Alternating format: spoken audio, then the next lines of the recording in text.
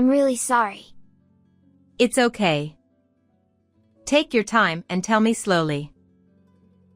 Even though she was on the verge of tears, I gently encouraged my niece, who was trying to speak to me. Well, actually. Before saying anything further, my niece pulled something out of her pocket and played an audio recording. This is. I was shocked by the voice I heard and cursed my own foolishness. I had no idea the situation was so tragic and difficult. I wept at the overwhelming revelation and steeled myself for what I had to do next. My name is Kathy. I work at an IT company, where I am a hardworking career woman. Despite being a woman, I hold a position of responsibility and earn enough to live comfortably. Although I could live on my own, I live with my parents because my workplace is close to home, and I can also work remotely. I contribute financially to the household, and my parents prefer to live with me because they would be lonely otherwise. I have an older sister, who is 2 years my senior. She used to live happily with her kind husband and their daughter, Susan. However, her husband passed away from an illness 3 years ago. At his funeral, seeing my sister completely exhausted, I said, "Sis, why don't you come back home until things settle down? You also have Susan to think about." Thank you for worrying, Kathy. But I'll be fine. She refused to come back home. At the time, I found it a bit strange that she was so adamant about not returning, but I assumed it was because she was always strong-willed and didn't want to rely on our parents. She continued to work and raise her child as a single mother. Knowing the burden on her increased after her husband's death, I stayed in frequent contact with her. She always reassured me that she was fine, repeating the same response each time. Despite our communication, my sister fell ill a year ago and passed away. We took Susan, still an elementary school student, into our home. Since coming to live with us, Susan seemed very down. I remembered her as a cheerful and energetic girl when her parents were alive. She used to be so lively. Losing both parents in quick succession must have been a terrible shock. I wanted her to regain her energy as soon as possible. I often saw my parents trying to talk to her, but she didn't respond. On days off, I suggested we go out together, but she wasn't interested. Not wanting to force her, I didn't push too hard. About 3 months passed, and Susan started apologizing to me, crying when my parents weren't around. Kathy, I'm sorry. What happened? Did something bother you? No, it's not that. But, I'm sorry. I was taken aback because she had never cried before. Her sudden tears surprised me. However, she wouldn't tell me why, just kept apologizing and crying. But she didn't cry when my parents were around, which made me increasingly curious. Another thing that puzzled me was how my parents suddenly started going on frequent trips a few years ago. While it was fine for them to travel occasionally, I couldn't see how they could afford it on my contributions and their pensions. My father had only been a manager at a small company, and after retiring, he hadn't worked because I supported them. My mother had been a housewife all her life and had never worked outside the home. Despite this, I ended up doing most of the household chores. Mom, Dad, it's fine to travel sometimes, but please save some money. You don't need to tell us that. We're careful with our spending.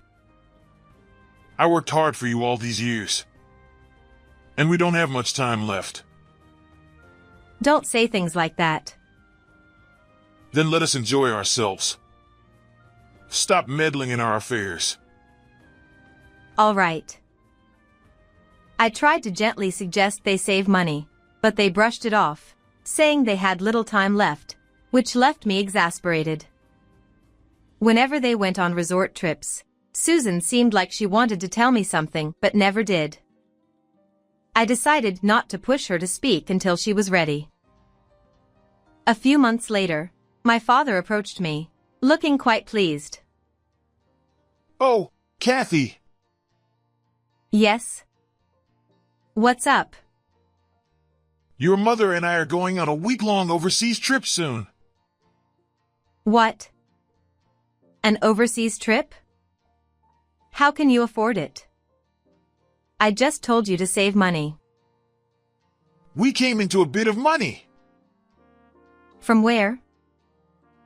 Does it matter? Let us create some memories in our old age. Your mother is right. Let us have this experience of traveling abroad. All right, fine. Although I found it suspicious that they wouldn't disclose the source of their money, I decided not to pry any further, thinking it was their money after all. We'll be off now. Take care of things at home. Got it. Have a safe trip. On the day of their trip, my parents left cheerfully, promising to bring back souvenirs. After seeing them off, I turned to go back to the living room and found my niece standing there, looking like she was about to cry. Realizing this situation couldn't continue, I decided to ask her what was wrong. Susan, what's the matter? Your grandparents have left for their trip. It's just the two of us now, so take your time and tell me anything. I'm sorry. As I gently asked her, she began to cry and apologize again. Unsure of what to do, I continued to encourage her. Kathy, actually. She took out her smartphone from her pocket and pressed play. The recording that played was filled with my parents' angry voices. What is this? No matter how I listened, it was clearly my parents' voices. However, they had never raised their voices like this before. I had never heard them shout like this, and I was shocked. Is this really Grandpa and Grandma? Yes. They often came over when my parents were still alive. Susan began to explain. According to her, my parents frequently visited her home when they were alive, constantly nagging and complaining. The complaints revolved around disapproval of my sister's marriage and irrational demands for money, claiming it was compensation for taking their daughter away. I was shocked to hear my parents were such people. Susan continued, saying they would often threaten her parents under the guise of visiting to see their granddaughter, extorting money from them. Every time they came, I would hide in my room. Your parents probably didn't want you to be frightened by their behavior. I think so too. But I was always terrified because they were constantly yelling at my parents. I see. That must have been tough. But how did you manage to record this? Susan explained that she had been given an old smartphone of her parents as a toy, and she happened to have it with her at the time, so she recorded their voices. I was grateful she had done this. I asked another question that had been bothering me. Susan, how often did they come to your house? I think it was almost every week. To think they visited my sister's family that often without my knowledge.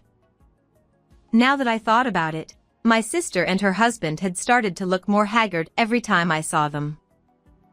When I asked my sister if she was okay, she had said they were dieting together, which I had taken at face value. But in reality, it must have been the strain from my parents' demands that wore them down. I cursed myself for not pressing for the real reason.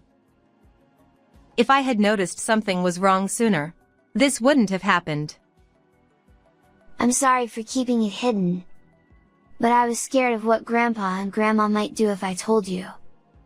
Susan began to cry again, and I held her close, regretting my lack of awareness. I'll protect you from now on, Susan. Don't worry.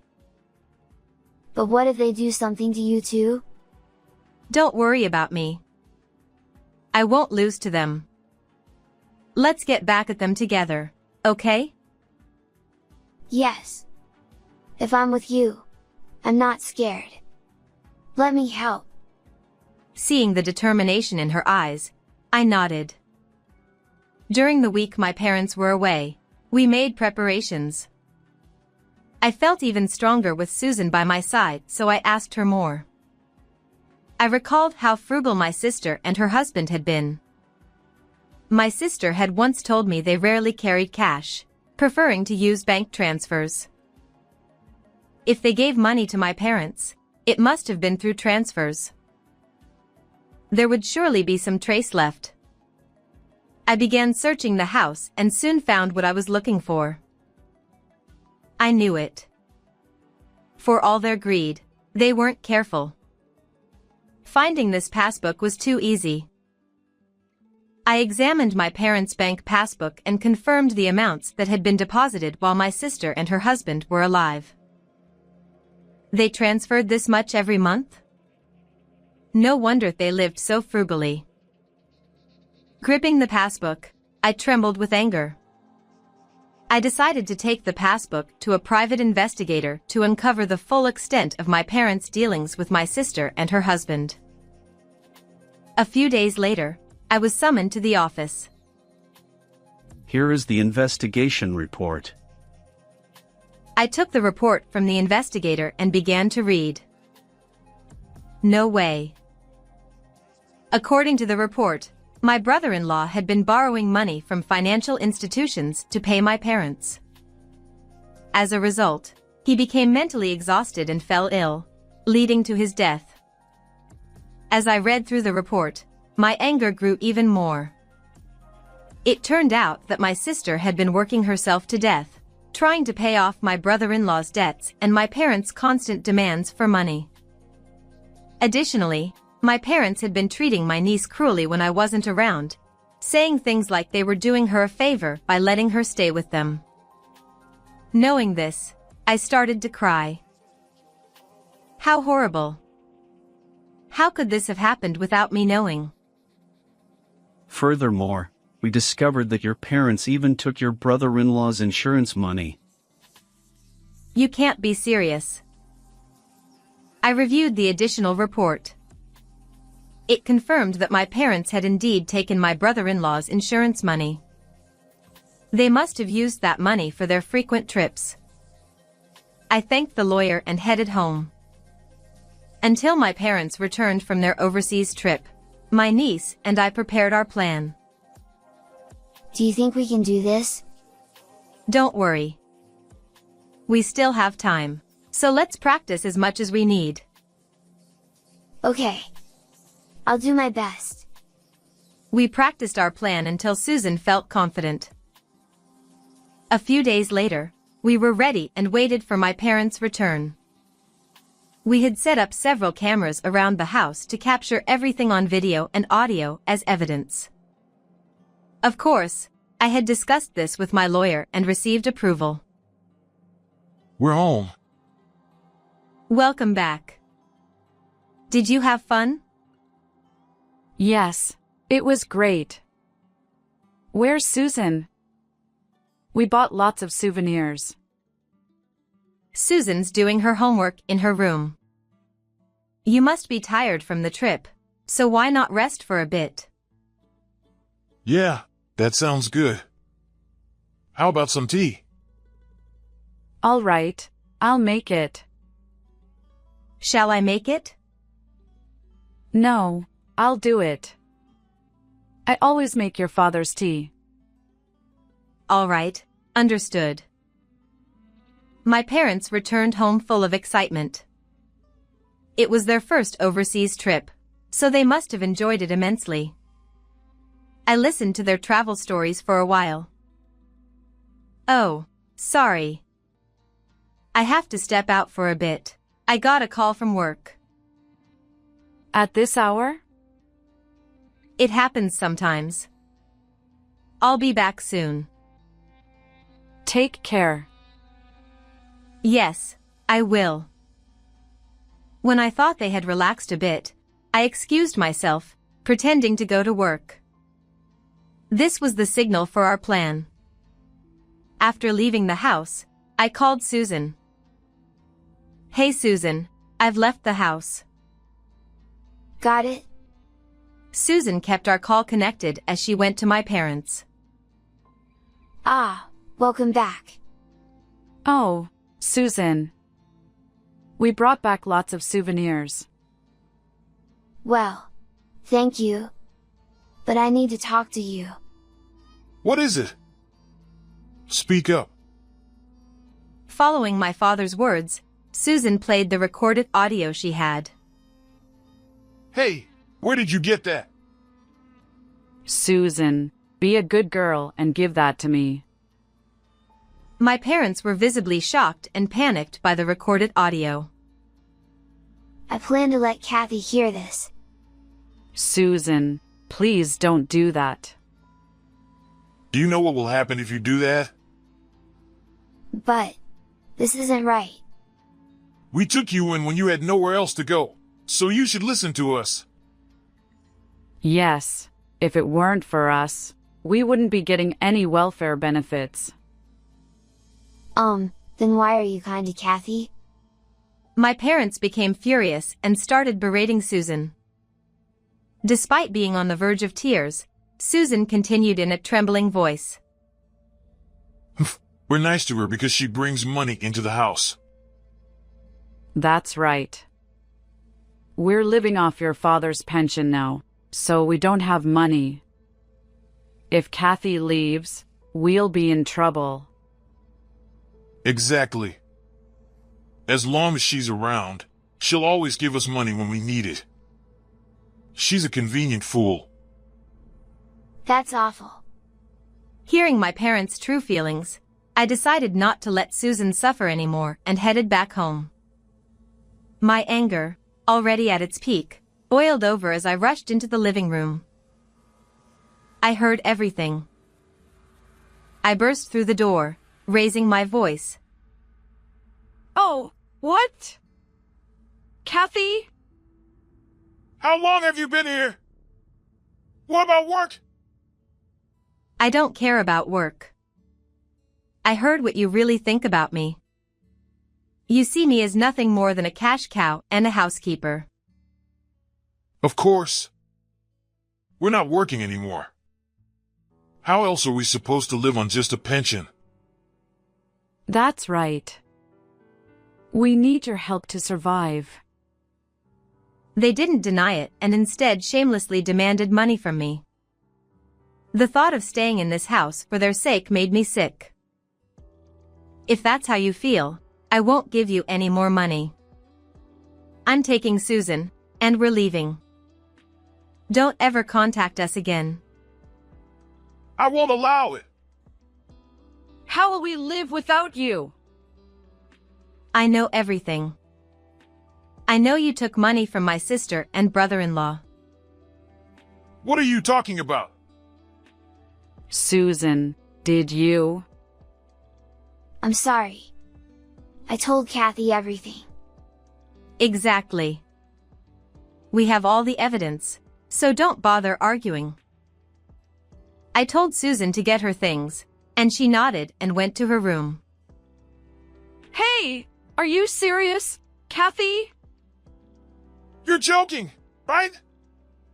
You wouldn't abandon us. No, I'm not joking. I can't believe you were such awful people. When Susan returned with her belongings, I took her hand, and we left the house. We stayed at a hotel near my workplace, as I had arranged beforehand. However, we didn't stay at the hotel for long. Within a few days, I found a new place to live. A few days after Susan and I moved into our new home, I received a call from the police. Really? Is that true? The police told me my parents had been arrested for shoplifting. No way. I had only been gone a few days. There's no way the money I gave them could have run out so quickly. Besides, they were getting welfare benefits for taking care of Susan. With these thoughts, I reluctantly went to the police as their guarantor. My parents, looking repentant, apologized. I'm sorry. We just made a mistake. I apologized to the police and took my parents back to the house. With no money, the electricity, gas, and water had been cut off. The house was in a terrible state, reeking of filth. My mother had never been good at housekeeping, and it showed in just a few days. How did everything get cut off? Were you that broke? And what's with this mess? Of course we're broke. We were enjoying our retirement. I can't do housework anymore. I'm not as young as I used to be. You took Susan, so we stopped getting welfare. My pension isn't enough to live on. Exactly. If you had kept giving us money, we wouldn't have had to steal. My parents angrily blamed me for their situation. I could only sigh at their absurdity. This is your own fault. How many times did I tell you to save money? Yet you kept going on week-long trips every few months. Enough of that. Just give us the money. Pay for the utilities. We can't live here without them. And get a cleaning service. This place is uninhabitable. They kept demanding money and blamed everything on me. I was beyond anger. I was simply fed up. All right. You refuse to acknowledge your faults. In that case, I'm done. What? What are we supposed to acknowledge? I see. You won't admit your fault. Fine. This is the last time I'll speak to you. I'm cutting ties with you. Don't contact me again. I left the house. A month later, the house was vacant. The house, in my name, was sold, forcing my parents to leave. They had forgotten that detail. After some time had passed, I went to apologize to the neighbors for any trouble caused. They told me loan sharks had been lurking around, indicating my parents had turned to them for money. Rumor had it they were seen in a park, looking disheveled. Later, I legally separated from my parents and adopted Susan as my daughter. Now, we share a bond stronger than most parent-child relationships. Our life stabilized, and Susan regained her cheerful spirit, making me happy. I vowed to continue watching over her and make my late sister proud. How did you like this story? Please subscribe to my channel. See you in the next video. I haven't eaten for a long time, so I just... My 7-year-old grandson stole a 10-cent gum from the candy shop I run. Hearing the unbelievable reason for his actions, I was so shocked that I froze. I'm sorry. My husband slapped the gum out of the grandson's hand, who was about to cry while offering it. I won't forgive you. His expression was severe and full of anger. Then, in the next moment, he took an even more surprising action. Stop it, please. My scream echoed through the room as I tried to shield the grandson from the husband. I am Syria, 73 years old. My husband Zach, who is 1 year older, and I run a candy shop together. We were both former teachers and wanted to stay involved with children in some way even after retirement, so we renovated the first floor of our house and started a candy shop. The shop became a haven for local children and was always bustling with activity. Our only son, Greg, who is 47 years old, built a house near ours and lives with his wife, Kathy, and their son, Tom. Kathy was also a teacher but retired to become a housewife after getting married. Our son, who works in sales at a large company, always seemed busy, often leaving household matters to his wife. Kathy had a straightforward personality, and the words she said to me soon after their marriage were shocking. "I'm afraid of being bullied by my mother-in-law, so I have no intention of associating with you outside of major family events." Unlike me, who was stunned by her unexpected statement, she showed no sign of remorse. At that moment, I felt uneasy about their married life. As Kathy rarely showed her face as she had declared, our son often brought the grandson to our house. "Look, Tom, come here. This candy is delicious. Try it." Oh no, no. Kathy has forbidden it. "What? Why?" She said candy is bad for the body and never to let Tom eat it. This happened when our grandson reached the age to enjoy candy. Even though I thought it would be good for him, I was unexpectedly refused. She seemed to manage the grandson's life and education with strict control. Knowing her serious and inflexible nature, I couldn't say anything. When Tom turned 5, Kathy became even more determined to prepare him for elementary school entrance exams, increasing her strictness. I don't think it's necessary to force him to take the exam, but if I say anything, it comes back 100-fold. Greg couldn't stand up to his wife and was completely under her thumb. I worry about Tom being so tightly controlled at such a young age.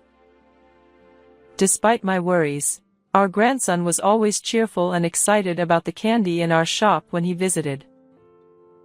Although our son initially hesitated to give him candy, he eventually started sneaking it to him. He seemed to think that a little enjoyment wouldn't hurt. I love this 10-cent gum. I want to eat 100 of them. You really love that, don't you? Actually, I loved it when I was a kid too. Greg began teaching his son how to make bubble gum, and they looked so happy together. If Tom is this happy, it was worth continuing the candy shop. Warm moments flowed that day. However, a few days later, Kathy stormed into our house with a furious expression. "What have you done? You let Tom eat candy without my permission?" She ranted as if a fuse had been lit. "I manage everything Tom eats. I can't believe you let him eat such unhealthy stuff." "Kathy, calm down. I apologize for giving him candy without telling you, but the candy here isn't unhealthy." Despite my words, she was too agitated to listen. Why would former teachers lower themselves to run a tiny candy shop? Don't you feel embarrassed? My husband's face darkened upon hearing her words. Wait a minute. Are you insulting us for running a candy shop? Despite Zach's angry glare, she acted as if nothing was wrong. Selling items worth only a few cents for a meager profit. It's just a hobby for the elderly. She sneered, completely looking down on us. The shop is about making children smile, not profit. Though anger bubbled inside me, I held it back for Greg and Tom's sake. Tom didn't get into his first choice school for the elementary entrance exam, but he got into the second choice. Grandpa, Grandma, I passed. Congratulations, Tom. You worked so hard. While we were happy, Kathy looked displeased. Greg continued to bring the grandson over occasionally, but he was transferred for work and decided to move alone, considering Tom's schooling. After that, Kathy never came to our house, and we couldn't see our grandson anymore. I'm worried about Tom being alone with strict Kathy. Greg's new job was far away and kept him busy, making it hard for him to visit, increasing my worries. As summer vacation began and the shop filled with children, my husband and I worried about Tom. I wonder if he's okay. Greg said there's nothing to worry about. Even though Zach said that, my anxiety remained. One day, around lunchtime, the shop was empty, so I asked my husband to mind the store while I prepared lunch inside. Suddenly, I heard my husband's sharp voice from the shop. Tom, what did you do? Hearing our grandson's name, I rushed to the shop. There, I found Tom looking down, about to cry, and Zach staring at him sternly. What happened? Without answering, my husband stared at our grandson. Tell us what you did. With a furrowed brow, Zach raised his voice, causing Tom to flinch. Shaking, he slowly opened his tightly clenched hand to reveal his favorite 10-cent gum. I haven't eaten for a long time, and I was so hungry. Tom, pale and small, wouldn't meet our eyes. Incredibly, our grandson had tried to steal gum. The shock left me paralyzed.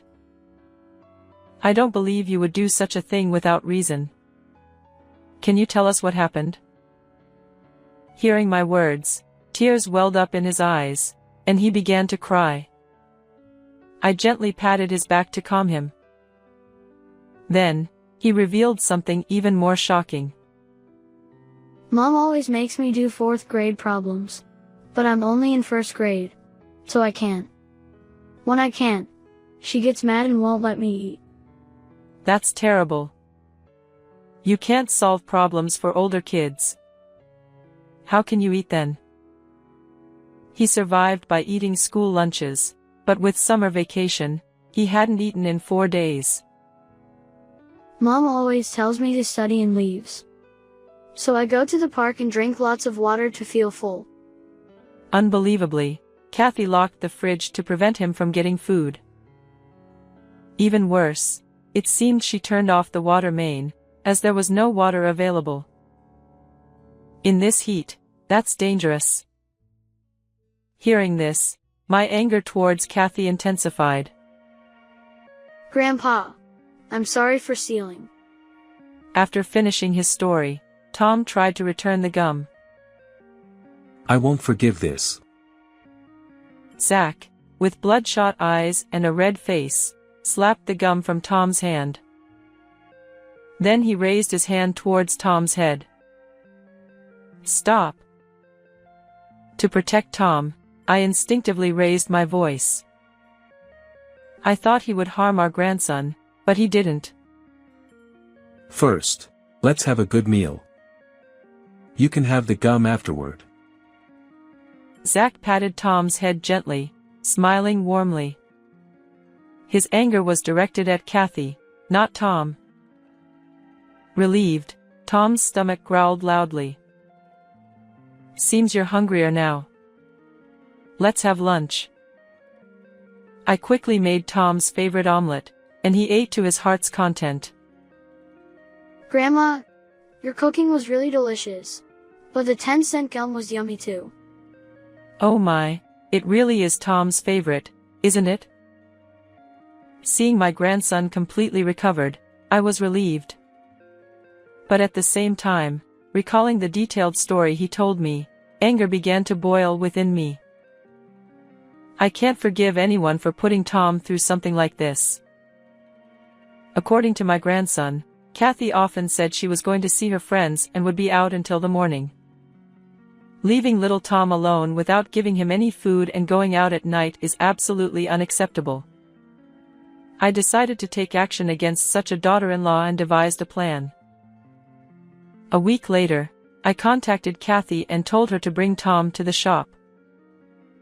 Tom, Grandma has something important to talk about with Mommy. Can you wait at home with Grandpa?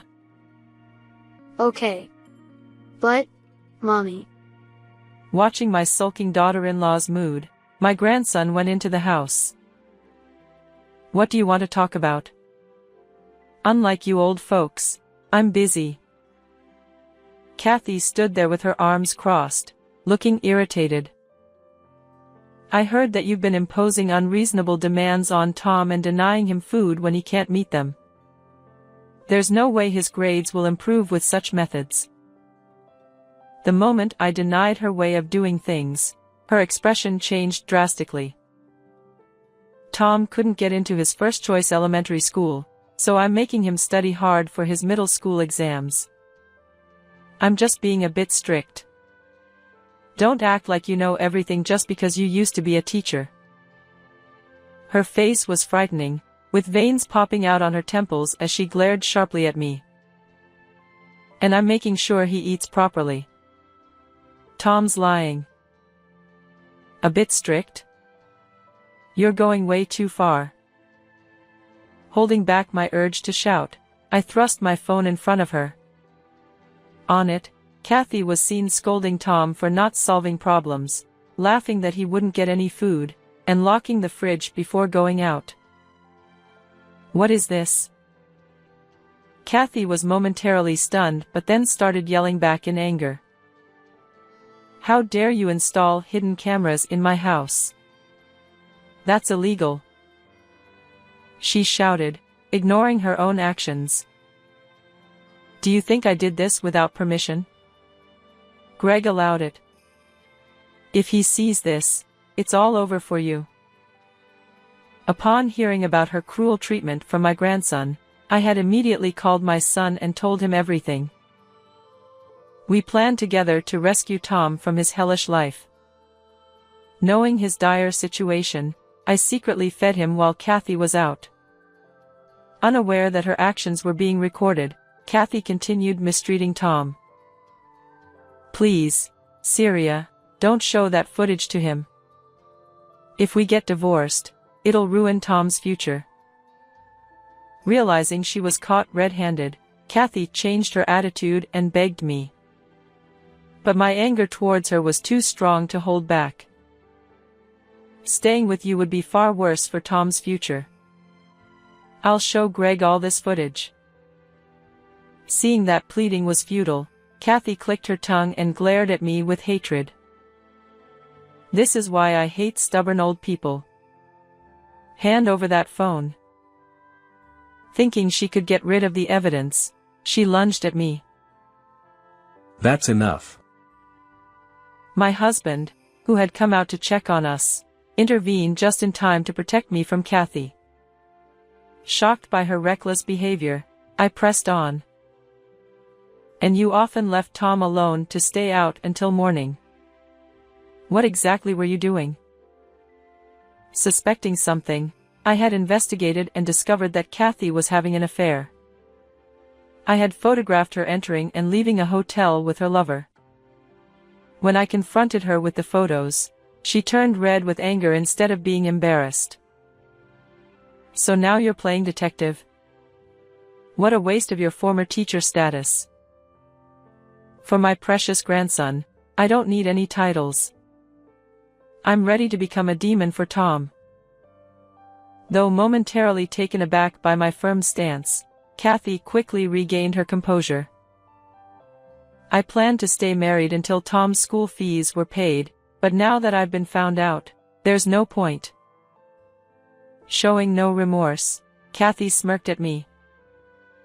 Anyway, I was going to divorce Greg and be with him eventually. It was time to bring her down to earth. Unfortunately, your plan won't work. Your lover is married too. What? No way. He told me he was single. I had found out her lover was married and had lied to her about being single. I've told him everything. He begged me to keep it a secret from his family and said he'd break up with you. That's a lie. He wouldn't leave me. Kathy was in shock and disbelief. Wake up. You've been deceived.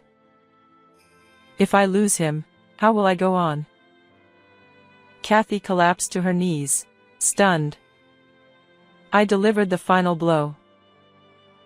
Greg is going to take Tom and divorce you. You'll have to live with the consequences alone. Wait a minute. Are you talking about alimony and money? I can't do that. I've been a housewife too long to go back to teaching. Despairing at my words, she fell to the floor, sobbing. Seeing her like that, I felt no sympathy. How can someone who couldn't even take care of their own child have been a teacher? Aren't you ashamed? Hearing my words, Kathy cried even harder. Later, my son and his wife officially divorced. Kathy was ordered to pay $30,000 in alimony and $300 a month in child support. Her affair cost her another $20,000 in compensation, and her lover's family found out, leading to another $20,000 in compensation from her. Burdened by debt, Kathy now works day and night and lives a life of hardship. Meanwhile, with Greg and Tom back home, my days have become busier. Welcome. Free and full of energy again, my grandson loves helping out at the shop. I look forward to continuing to protect our shop and living happily with my family. How was this story? Don't forget to subscribe to our channel. See you in the next video.